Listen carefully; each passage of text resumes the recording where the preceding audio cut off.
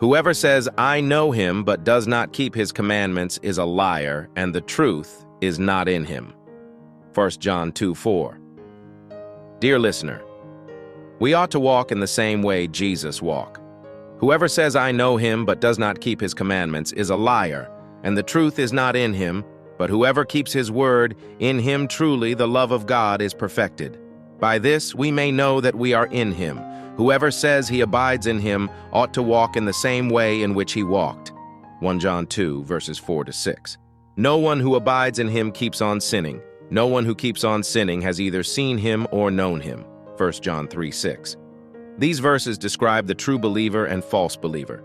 It's so easy to know who are the real ones. As Matthew 7:40 says, therefore by their fruits you will know them. So let's examine ourselves. Is obeying God weightier than conforming to the world?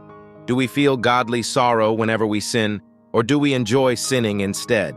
Friends, let's examine ourselves.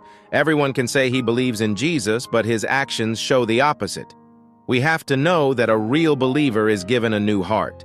And if he stays the same as he was, then he's not a real believer. Like and subscribe if you believe in Jesus. The scripture says, how blessed is the man who has made the Lord his trust, and has not turned to the proud, nor to those who lapse into falsehood. Psalm 44. Dear friend, many times when we're in need desperately, the Lord is not our only option. There are others out there that would persuade us that they have the answer to our problems. And sometimes the temptation to look to these others can be overwhelming. But we have to turn to the Lord and place our trust in him. If you are the Lord's, he is there for you, day or night.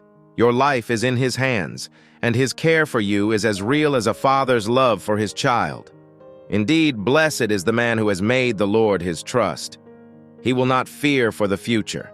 He will not fear anything, because he knows whom he has trusted and believed. He knows God is sovereign and that there's nothing God cannot do. There is power enough in God to help the weak, and grace enough to help the unworthy of all that trust in him.